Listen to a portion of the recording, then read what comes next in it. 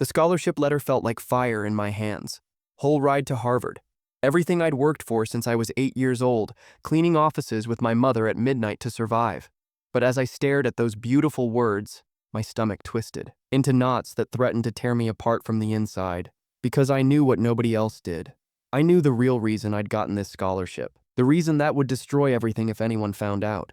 The secret that made every congratulation feel like a knife twisting deeper into my chest. My name is Amara, and this is the story of how getting everything I ever wanted nearly cost me everything I truly was. A story about the price of dreams when they're built on foundations that could crumble at any moment. The truth? Sometimes the most significant victory of your life can feel like the greatest betrayal of your soul.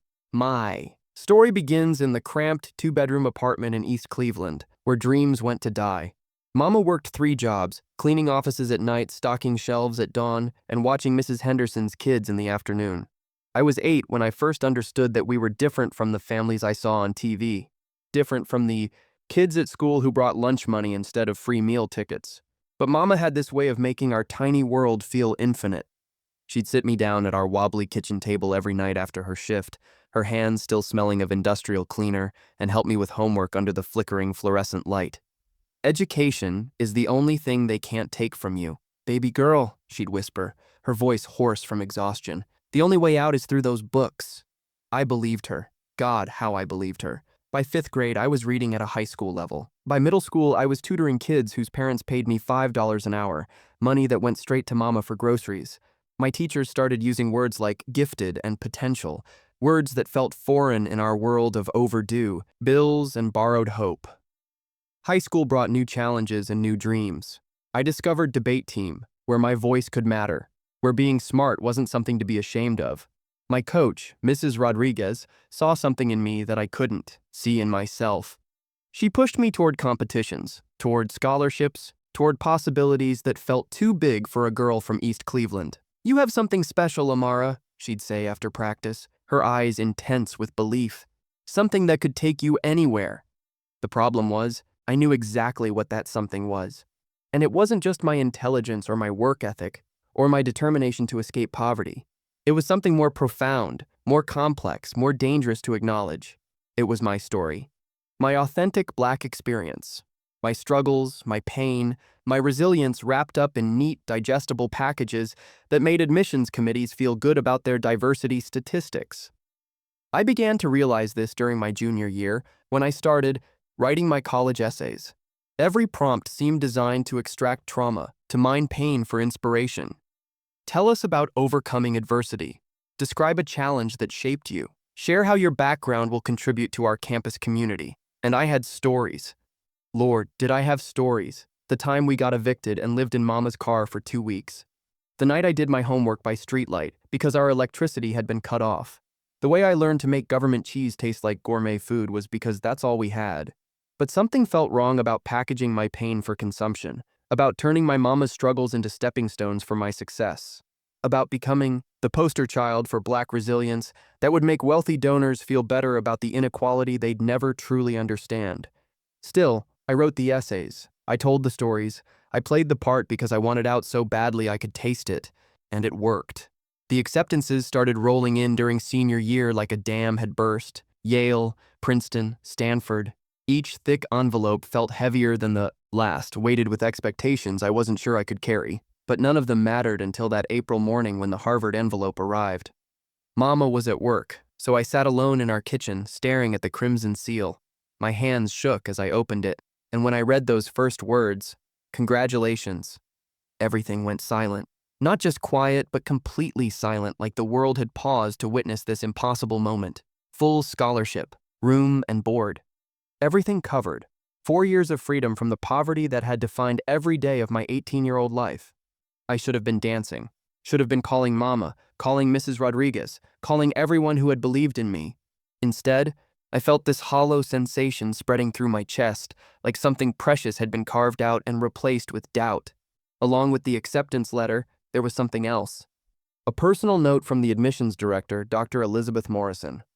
Her handwriting was elegant, each word carefully crafted.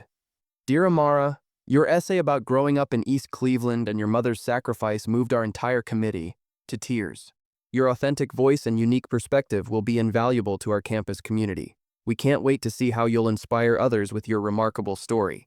Authentic voice, unique perspective, remarkable story. The words felt like brands burning into my skin. When Mama came home that evening, exhausted and smelling like the industrial disinfectant from her cleaning job, I showed her the letter. She read it 3 times, her lips moving, silently with each word. Then she set it down, looked at me with tears streaming down her face, and whispered, "Baby girl, you did it. You actually did it." We cried together at that wobbly kitchen table, but my tears felt different from hers. Hers were pure joy, pure relief, pure pride. Mine were complicated, twisted up with gratitude and guilt and something I couldn't name yet. The next few weeks blurred together. Graduation preparations, scholarship ceremonies, and interviews with local newspapers that wanted to feature the inspiring young woman who overcame the odds.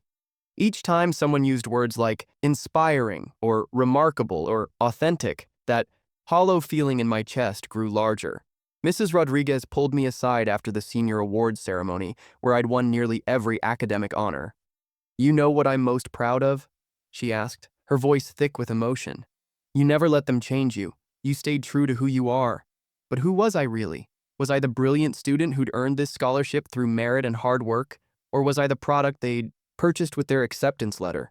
The authentically disadvantaged black girl who would make their diversity reports look good and their donors feel generous.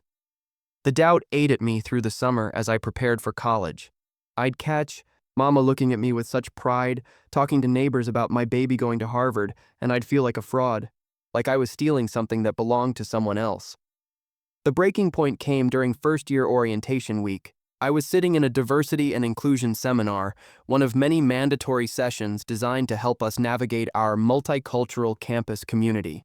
The facilitator, a well-meaning white woman named Jennifer, was leading us through icebreakers.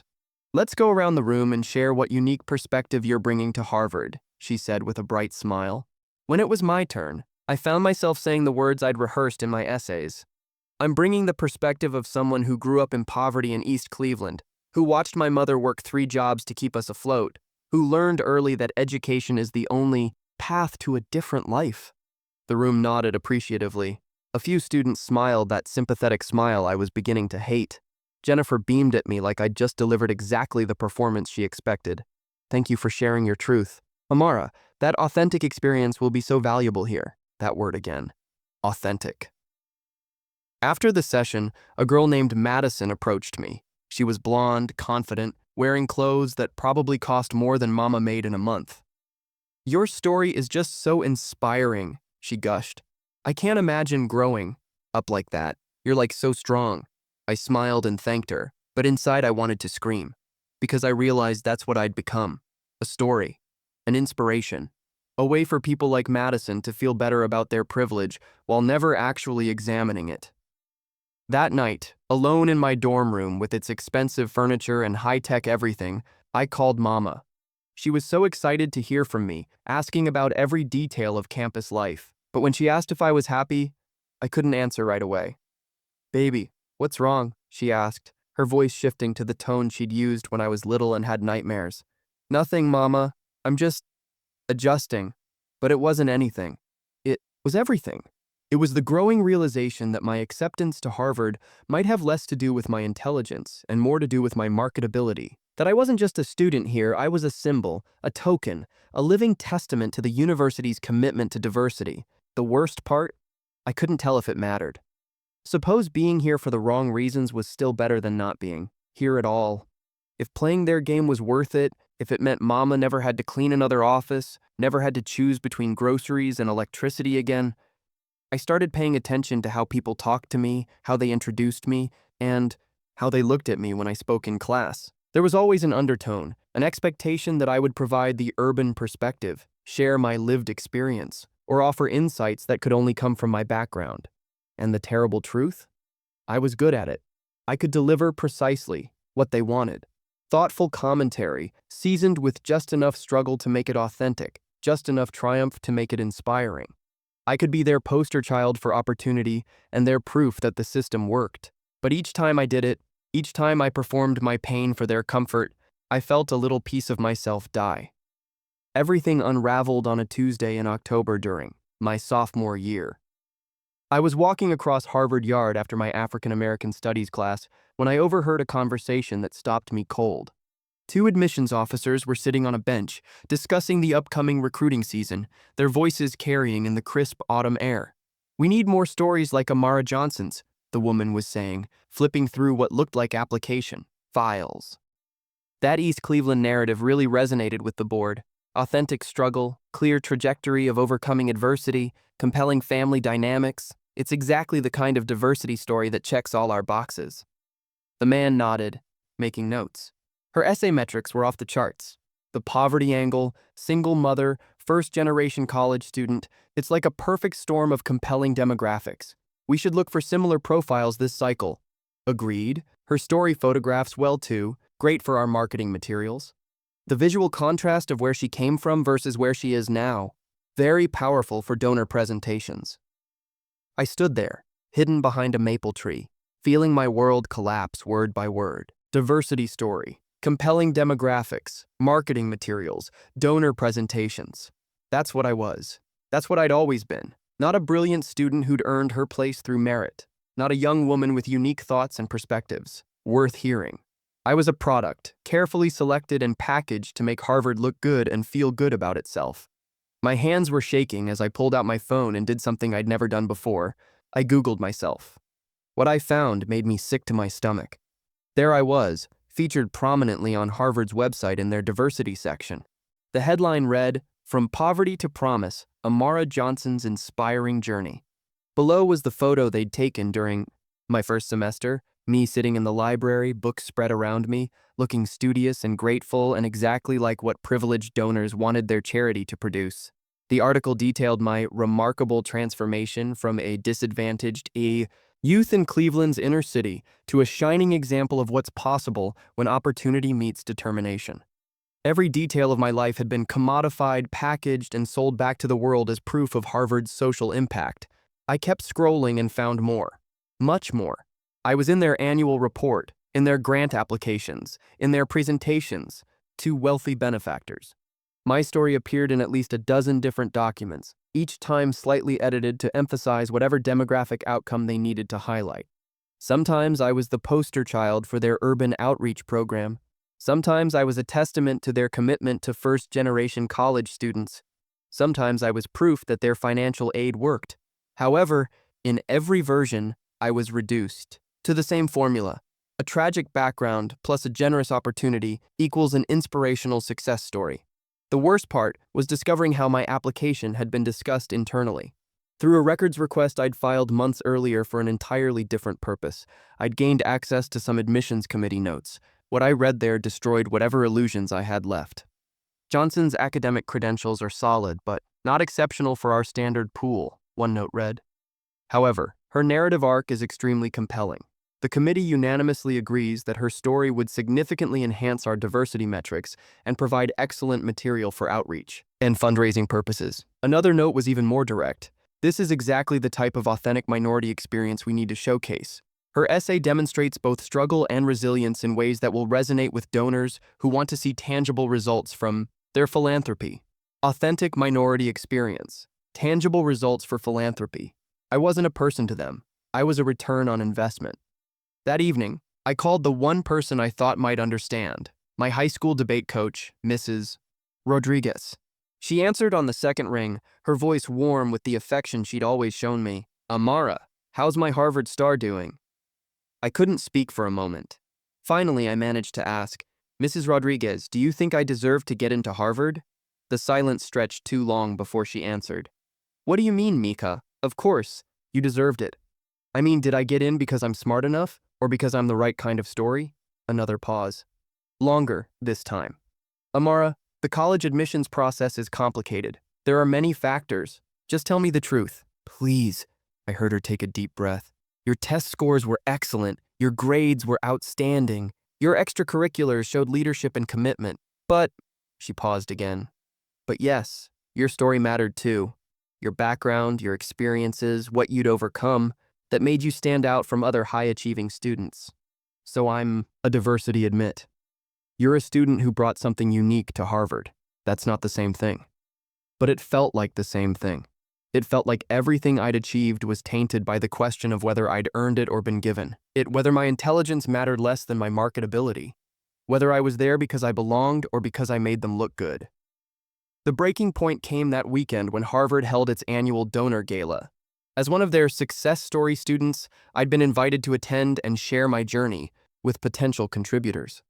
I'd done this before, stood up in front of wealthy white faces and delivered my carefully crafted narrative about overcoming adversity through their generous support. But this time felt different. This time I knew exactly what I was, a performing seal, clapping for fish. I sat at the assigned table, wearing the dress Harvard had bought me for such occasions, listening to donor after donor tell me how inspired they were by my remarkable transformation. Each compliment felt like a small death. When it was my turn to speak, I walked to the podium, looked out at the sea of expectant faces, and realized I had a choice to make.